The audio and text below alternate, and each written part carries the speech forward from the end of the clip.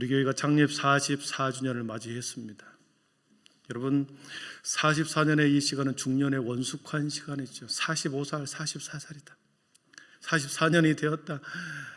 여러분, 가장 이 사회에서 활기차게 활동할 수 있는 나이가 지금의 45세 중반의 나이죠. 열심히 최선을 다하여 주어지는 시간 속에서 사회에 공헌하고 가정을 부양하고 또 교회에서 섬김의 사역을 감당할 수 있는 나이 44세. 여러분, 중년의 때 자신의 역할을 감당해야 되는 거죠. 중년의 때는 그 역할과 자신이 감당해야 할 일들을 잘 감당할 때 가정이 평안하고 또 교회가 평안하고 내가 속해 있는 공동체가 또 잘 돌아가게 될 것입니다. 그렇지 않겠습니까? 우리 중년의 때에 있는 우리 아들들 또 우리 오빠들 격려의 박수 한번 해주도록 하겠습니다. 우리 교회가 그런 중년의 때라는 거죠. 중년의 때는 한 집의 가장으로서 자녀들이 아마 중고등학교를 다니거나 대학교를 다니는 우리 두 부모가 되겠죠. 사춘기를 접어들고 학업의 양이 많아질 때마다 학원을 가야 되고 학원을 보내줘야 하고 이렇게 자녀의 교육에 대해서 교육비가 계속해서 많이 들어간 때입니다. 뒷바라지를 열심히 해줘야 될 때지요. 어린 자녀들을 양육하는 부모이기도 하면서 부모님의 자식이기도 하죠. 부모님의 자식. 그래서 이 중년의 나이는 부모님을 또 모셔야 되는 또 시간이죠. 45세가 되는 우리 자녀들은 그 부모님이 최소한 7순이 넘었을 겁니다. 7순이 되어서 점점점 기력이 떨어지고 건강상의 문제, 경제적으로 또 부족하는 상태. 이런 상황 가운데서 문제가 발생할 때 우리의 자녀들이 부모님의 건강을 위해서 병원 쫓아다니고 또 봉양해드리고 그 중간에서 그 일을 감당하는 나이가 45세 중년의 나이죠. 회사에서는 과장급의 중견 간부 정도 될 것입니다. 막 이 젊은이들을 얼마나 뛰어난 똑똑한 애들이 막 밑에서 치고 올라옵니까? 후배들이 그렇게 치고 올라갈 때 위에서는 직장 상사의 눈치를 보면서 결과물을 내야 되고 밑에서 치고 올라오는 후배들의 사이에서 낀 세대가 되어서 회사 생활하는 것도 매우 힘든 과정 속에 있는 것이 우리 40대 중반의 우리 아버지들이죠. 아들들이죠. 교회에서도 여러 가지 장소에서 봉사의 일을 열심히 최선을 다하여 주어진 직분대로 이렇게 하는 게 중년의 나이입니다. 그 역할을 그 임무를 잘 감당할 때 가정이 평안하게 될 것이고 공동체가 잘 돌아갈 것이고 회사에서도 인정받게 될 것입니다. 40대 중반이 된 우리 교회는 어떻습니까? 이제 새로운 시대적 소명 앞에 우리의 이웃과 그리고 지역을 섬기는 교회의 역할을 잘 감당하고 있는가 하는 것입니다.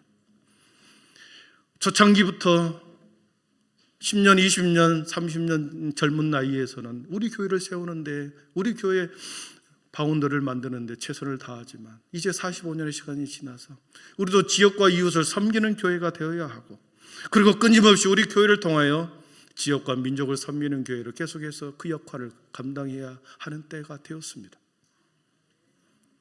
교회가 감당해야 할 5가지 영역, 예배, 친교, 교육, 선교, 봉사, 이 모든 것을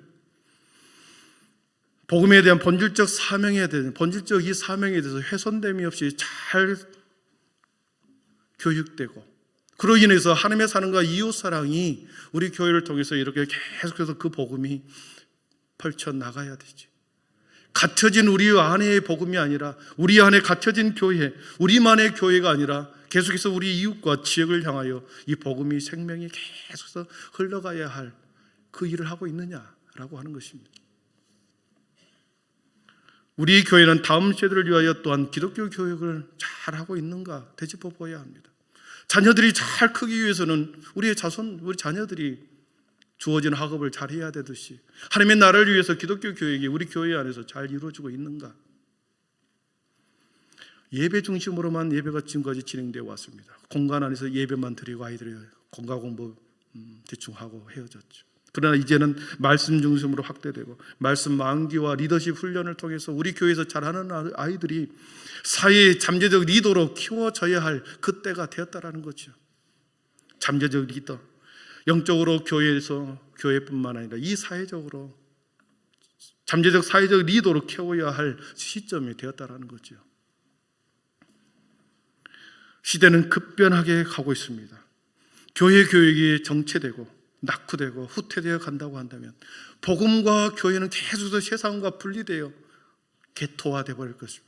한쪽으로 우리들만의 리그, 우리들만의 개토화되는 그러한 현상이 복음이 계속 능력이 약화될 수밖에 없는 거죠. 그래서 우리는 끊임없이 다음 세대를 길러내고 그리고 함께하는 모든 성도들이 또 지역과 이웃을 위해서 하나님의 사랑과 이웃 사랑을 계속 흘러보내야 할 그 위치에 놓여 있습니다.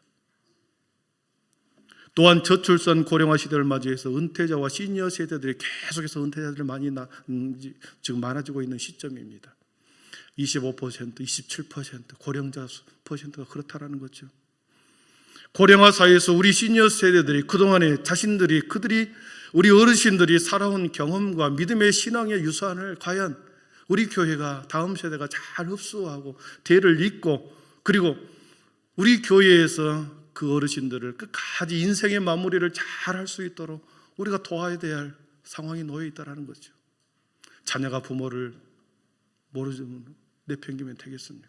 우리 교회도 마찬가지입니다. 여기서 자라나는 함께하는 모든 다음 세대들 그리고 시니어 우리 어르신들을 위해서 한 영적인 가족이기에 그들을 돌보고 끝까지 천국 가는 그때까지 함께 돕고 협력함으로 섬겨야 되는 이치에 있습니다. 44주년의 새해를 맞이해서 우리는 새로운 꿈을 꾸고 있습니다. 하나님의 비전을 보여주었고 그 꿈을 향하여 우리는 새롭게 결단했습니다. 한빛교회 이름대로 한빛, 큰 빛이라는 그 뜻, 그리고 유일한 빛, 하나의 빛, 예수 그리스도가 주님의 유일한 빛인데 이 빛을 우리가 받아서 너희는 세상의 빛이다 했기에 그 빛을 받아 다시 우리가 세상 가운데 빛을 비추는 자로 우리 한빛교회 모든 성도들이 그렇게 빛된 자녀의 삶을 살아야 할 줄 믿습니다. 작은 빛이 모이면 큰 빛으로 환하게 밝아질 것입니다. 작은 불씨는 그것이 작은 불씨에 불과하지만 이것이 다 합해지면 연합되면 하나 되면 큰 불로 타오르게 되는 거죠. 그래서 저와 여러분 한 사람 한 사람이 빛을 그리고 불빛을 작은 불씨를 모아야 합력하여 하나가 되어야 큰 빛으로 빛을 발하게 될 줄 믿습니다. 오늘은 종료 주일입니다. 주님께서 마지막 일주일을 남겨놓고 예루살렘 성으로 입성하는 날이죠. 마지막 일주일을 남겨두고 주님이 마지막 사명, 마지막 소명을 이루기 위해서 일주일간에 남아있는 그 시간을 앞두고 주님께서는 많은 사람들의 환영을 받으면서 성전으로 입성하는 날입니다. 마지막 사역, 마지막 사명, 이 종료주일은 우리 주님께서 새로운 시대, 새로운 시대, 새로운 역사를 써가는 그 출발점이 오늘 종료주일입니다. 죽음을 통하여 부활의 문을 여시는 그 한 주간의 삶의 첫 걸음이 주님께서 성전으로 들어가는 것에서부터 시작이 됩니다. 새 시대로 출발하기 위한 첫 번째 첫걸음. 예수님이 이 땅에 오신 목적과 이유는 예수님을 통하여 전혀 다른 새로운 세상을 열기 위해서, 문을 열기 위해서 오셨던 거지요. 그래서 3년 반 동안 그 나라를 위해서 가르쳤고 선포했고 치유하면서 그 새로운 길을, 새로운 시대, 새로운 문을 마침내 부활의 문을 여시기 위해서 이제 들어가는 때가 되었습니다. 오늘 말씀 12장 12절부터 15절까지 한번 같이 읽어보겠습니다. 요한복음 앞에 써놨습니다. 우리 같이 읽어봅니다. 명절에 온 큰 무리가 예수께서 맞으러 나가 외치되 호산나 찬송하리로다. 주의 이름으로 오시는 이 곧 이스라엘의 왕이시여 하더라. 예수는 한 어린 나귀를 보고 타시니 이는 기록된 바 시온에 따라 두려워하지 말라. 보라 너의 왕이 나귀 새끼를 타고 오신다 함과 같더라. 아멘. 우리 주님이 나귀 새끼를 타고 오신답니다. 이 말씀은 스가랴 선지자가 예언했던 말씀을 성취하는 말씀이요, 그리고 왕의 자리로 돌아가는 자리입니다. 원래 주인의 자리, 원래 주님의 성전이 주님의 주인이었는데 3년 반 동안 갈릴리 지역에서만 살다가 주님의 자리, 원래의 자리, 진정한 주인의 자리로 돌아오는 시간이죠. 주인의 자리로 돌아오는 이 입성, 이 예루살렘 성전으로 입성하는 이 모습은 너무나도 초라한 입성입니다. 기껏해야 인근에서 자라난 종려나무 가지, 올리브 나무지, 올리브 가지의 가지를 꺾어서 그것을 가지고 주님이 입성하는 것을 환영하고, 자신이 입고 있는 겉옷, 이것을 겉옷을 펼쳐서 그것을 나귀가 밟고 지나가도록 나귀의 안장에 채워주는 것, 고작 그것이었습니다. 수많은 사람들이 종려나무 가지를 흔들면서 찬송하리로다, 주의 이름으로 오시는 이여, 큰 소리로 합창하고 노래합니다. 소리가 크면 클수록 더 멀리 퍼졌겠죠. 이 소리를 들은 한 무리가 나옵니다. 또 다른 무리, 우리 19절을 보겠습니다. 19절을 같이 읽어봅니다. 바리새인들이 서로 말하되 볼지어다, 너희 하는 일이 쓸데없다. 바리새인들이, 많은 사람들이 그렇게 종려가지를 흔들고 막 찬양하면서 박수를 치면서 주님이 오실 가시는 그 길을 들어가는 입성에, 새로운 길을 여시는 그 길에 들어가는데 쓸데없다, 소용없다, 쓰잘데기 없다, 예수님의 입성을 그렇게 비웃고 있는 것이죠.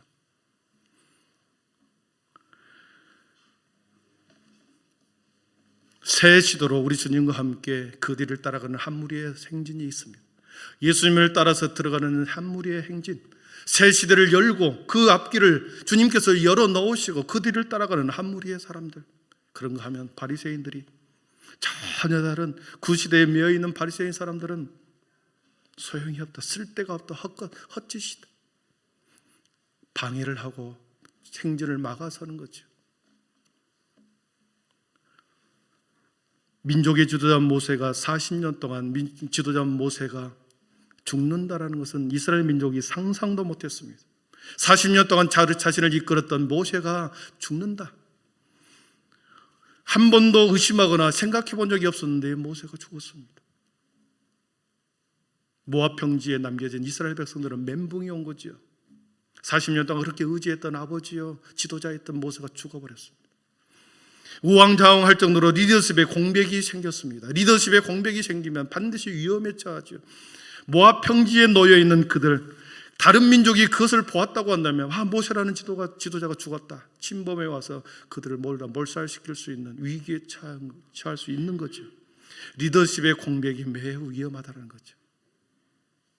한 나라의 왕을, 한 나라의 통치자를 그렇게 제거시켜버려 우왕좌왕하는 거죠. 그런데 하나님께서는 여호수아에게 이렇게 말씀합니다. 우리 2절을 여호수아 1장 2절입니다. 같이 읽어봅니다. 내 종 모세가 죽었으니 이제 너는 이 모든 백성과 더불어 일어나 이 요단을 건너 내가 그들 곧 이스라엘 자손에게 주는 그 땅으로 가라. 아멘. 남겨진 백성들을 향하여 하나님께서는 여호수아에게 너희 백성들을 데리고 새 땅으로 가라, 새 땅으로 들어가라, 약속의 땅으로 가라, 선조들과 약속했던 그 땅으로 너희 백성을 데리고 들어가라 명령을 하십니다. 마침내 40년의 광야 시대를 끝내고 이스라엘 자손들에게 그 땅으로 가라 명령을 듣습니다. 새 땅은 미지의 땅이었습니다. 선조들로부터 들었던 기로는 들었으나 눈으로 본 적이 없고 어디에 있는지도 모르고 어떤 땅인지도 모르는 그곳으로 가라는 것입니다. 그 땅이 어떤 곳이냐? 4절에 나와 있지요. 곧 광야와 이 레바논에서부터 큰 강, 유브라 대강까지 해쪽 속에 온 땅과 또 해지는 쪽 대해까지 너희의 영토가 되리라. 불안에 떨고 있는 그들에게 이 땅이 이 땅이다. 리더십의 공백 속에서 불안해하고 있는 그들을 향하여 내가 이 땅이다 가르쳐 주는 거죠. 미지의 땅으로 가는데 두려움이 있었습니다. 이 마음은 40년 전에 또 한 번 경험을 했었습니다. 430년 동안 자신들이 살았던 애굽 땅에서 이사를 간다, 이곳을 떠난다 한 번도 생각해 본 적이 없는 그 애굽의 이스라엘 백성들이 어느 날 모세라고 하는 젊은 지도자가 나타나서 띠를 띄어라, 그리고 고기를 급히 먹고 앉아서 먹지 말고 서서 급히 먹고 쓴 나물과 누룩 들지 않는 떡을 급히 먹어라. 그리고 이곳을 떠나가자. 그들의 손에 들려진 것은 아무도 없었습니다. 모세가 그렇게 자신의 백성들을 이 애국에서 떠나가자고 재촉했을 때 무작정 그들은 모세의 말, 모세와 아론의 말을 따라 애국을 빠져나왔죠. 어떤 미래에 대한 준비도 계획도 전혀 없었습니다. 순종함으로 그냥 애굽 땅을 떠나온 거죠. 만약 광야로 떠난다는 것을 알았다고 하면 신발도 준비하고 옷도 준비하고 큰 물통도 준비했을 텐데 급하게 떠나는 바람에 아무것도 준비가 없었습니다. 그렇게 40년을 광야에서 헤맸죠. 40년을 헤매는 동안 한복판에서 죽은 자들이 있고 태어난 자들이 있습니다. 그런데 이제 그들을 가나안 땅으로 들어가라는 거죠. 약속의 땅으로 들어가라고 하는 것입니다. 그런데 약속의 땅으로 들어가는 것은 순종의 사람만이 이 새 땅으로 들어갈 수 있었습니다. 불평하고 비난하고 끊임없이 모세의 리더십을 공격하고 힘들게 했던 그들은 광야에서 다 죽었습니다. 광야 한복판에서 불뱀의 사건을 우리들에게 가르쳐 줍니다. 백성들에게 순종과 불순종의 그 사건에 노뱀의 사건을 보여주죠. 높이 달린 장대를 쳐다봐라. 쳐다보는 모든 자들은 살 것이다. 고개만 들고 장대에 높이 달린 노뱀만 쳐다보아라. 쳐다보는 자들은 몸에서 열기가 빠져나가 살아났습니다. 그러나 끝끝내 고개를 들지 않고 숙이고 불순종의 사람은 고통 속에서 광야에서 죽어갔죠. 오늘 본문에서 여호수아의 순종으로 인하여 이제 그들의 백성이 새 땅으로 들어가려는 시점입니다. 여호수아에게 닥친 위기 상황 가운데서도 하나님은 그 명령이 떨어졌기에 여호수아가 그들의 백성을 데리고 가려고 합니다. 애굽을 빠져나올 때처럼 아무것도 준비가 안 되어 있습니다. 모세의 죽음으로 인하여 분위기가 완전히 가라앉아 있습니다. 그러나 그 땅으로 가라는 것입니다. 여호수아가 자신의 의지로 데려가는 것이 아니라 하나님께서 그들에게 명령하여 그 땅으로 들어가라는 것입니다. 우리 9절을 읽어보겠습니다. 머뭇거리고 있을 그때 하나님께서는 이렇게 말씀합니다. 9절입니다. 내가 내게 명령한 것이 아니냐. 강하고 담대하라. 두려워하지 말며 놀라지 말라. 너와 함께 하느니라. 아멘아. 아멘. 내가 내게 명령한 것이 아니냐 그랬습니다. 내가 너에게 명령한 것이 아니냐. 너가 스스로 백성들을 데리고 건너가라는 것이 아니라 내가 너에게 명령했다. 그 명령에 순종하기만 하고 강하고 담대하라. 그리고 앞을 향하여 나아가라. 그럴 때 하나님께서 여호수아에게 백성들에게 말합니다. 11절에 진중에 두루다니며 그 백성에게 명령하여 이르기를 양식을 준비하라. 사흘 안에 너희가 이 요단을 건너 너희의 하나님인 여호와께서 너희에게 주사 차지하게 하시는 땅을 차지하게 하여 들어갈 것임이니라. 아멘. 하나님의 명령에 순종하여 여호수아는 모압 평지를 떠나기로 결정했습니다. 여호수아의 순종이 있었기 때문에 마침내 요단강을 건너가 새 땅으로 들어갈 수 있는 시간들이 되었습니다. 여러분, 예수님과 함께 새 시대로 나아가는 것은 주님 앞에 순종의 믿음으로 우리는 새 시대로 나아갈 수 있습니다. 예수님을 따라 수많은 군중들이 호산나 찬송하면서 그 성전에 함께 들어갔던 그들에게는 새로운 시대, 새로운 세상이 열렸습니다.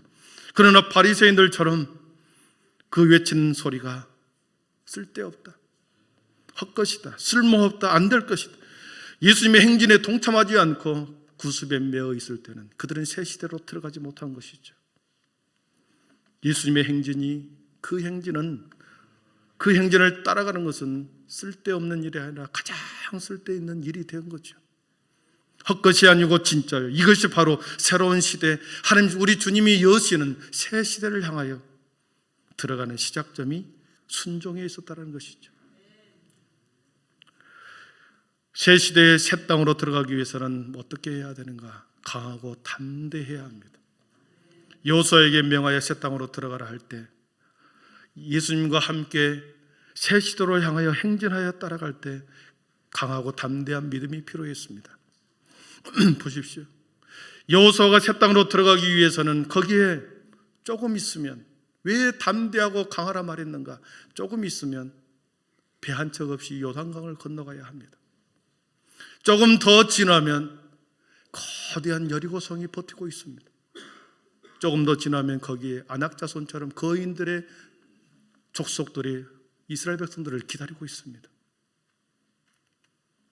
새 땅으로 나아가기 위해서, 새 땅을 얻기 위해서, 주님이 명령하여 그 땅을 차지하기 위해서는 강하고 담대한 믿음이 필요했던 거죠. 그래서 여호수아에게, 그 백성들에게 강하고 담대해라, 곧 닥칠 너희의 위기 가운데, 수많은 상황 가운데 이것을 헤쳐나가기 위해서는 강하고 담대해야 한다. 예수님께서 열어놓으신 새 시대, 그 하나님의 나라를 성취하기 위해서는 끊임없이 바리새인들처럼 주님의 복음을 방해하는 자들이 있을 것이고, 사단 마귀는 계속 우리를 시험하여 넘어지게 하고 쓰러지게 할 것이다. 그렇기 때문에 강하고 담대하라. 바울 사도는 에베소 성도들을 향하여 하나님의 전신갑주를 입는 것이 바로 강하고 담대한 것이다 말합니다. 베드로 에베소서 6장 11절, 12절, 13절 읽고 말씀을 정리하겠습니다. 11절, 13절입니다. 같이 읽어봅니다. 마교의 교회를 능히 대적하기 위하여 하나님의 전신갑주를 입으라. 우리의 씨름은 혈과 육에 대한 것이 아니요 하늘에 있는 악의 영들에게 대함이라. 그러므로 하나님의 전신갑주를 취하라. 이는 악한 날에 너희가 능히 대적하고 모든 일을 행한 후에 서기 위함이라. 아멘. 모든 일을 행한 후에 우리가 서기 위함이다. 전신갑주를 취하여 입으라. 새 시대를 향하여 나아가는데 우리의 행진에 걸림돌들이 앞으로 많이 있을 것입니다. 우리의 인생길에 수많은 걸림돌들이 우리를 막고 유혹하고 넘어뜨리려고 하는 많은 흑암의 세력들이 있을 것입니다. 악한 영들이 있을 것입니다. 그럴 때 주님께서 강하고 담대하라, 하나님의 전신갑주를 입고 취하라고 말씀하십니다. 우리 모두가 하나님의 전신갑주를 입기를 축원합니다. 말씀을 정리합니다. 44년의 중년의 때를 맞이했습니다. 우리는 새 땅과 새 시대를 새롭게 준비하고 있습니다. 우리 앞에 닥치는 수많은 문제들, 도전들이 앞으로 다가올 것입니다. 그러나 성령의 전신갑주를 그렇기 때문에 우리는 입어야 하고, 믿음의 전신갑주를 입어야 하고, 사랑의 전신갑주를 입어야 앞으로 닥치는 수많은 문제 가운데서 이것을 헤쳐나가고 마침내 새 땅을 취하게 될 것이고, 마침내 새 시대로 우리는 새로운 시대를 열어갈 것입니다. 사랑하는 성도 여러분, 미래를 여는 힘은 어디에서 나오는가? 미래를 여는 힘은 어디서 나오는가? 미래를 바라보는 믿음의 눈에 있는 줄 믿습니다. 믿음의 눈을 떠서 하나님께서 보여주신 새 땅과 새 시대를 향하여 바라보고 믿음으로 나아가는 것입니다. 나아갈 때 당장 아무것도 준비되지 않았으나 하나님께서는 이미 예비하셨고, 또한 하나님께서는 수많은 도전들 앞에 넉넉히 너희들이 헤치고 나갈 수 있을 것이다 믿었기 때문에 내가 내게 명령한 것이 아니냐. 강하고 담대하라, 두려워하지 말라, 내가 어디로 가든지 내 하나님 여호와가 너와 함께 하느니라 말씀하셨습니다. 하나님이 명령했기에 우리는 떠나갑니다. 우리 교회가 새롭게 45년을 역사를 써가려고 합니다. 사랑하는 성도 여러분, 우리 모두 믿음의 눈을 들어 함께 새 땅을 바라보고 새 시대를 향하여 함께 걸어가십시다. 우리 예수님이 우리의 대장 되시고, 우리의 대장 되신 주님이 앞서가고 우리는 그 뒤를 따라가면 주님이 열으셨던 놓으신 그 길을 열고 우리도 그 안으로 부활의 문으로 마침내 들어가게 될 줄 믿습니다. 우리는 주님의 이름으로 오시는, 주 이름으로 오시는 이 이스라엘의 왕이요, 호산나 찬양함에 따라갔던 그 군중들처럼 찬양하고 기도하고 예배하고 감사로 함께 우리의 인생을 주님 뒤를 따라가는 인생 되기를 축원합니다. 기도하겠습니다.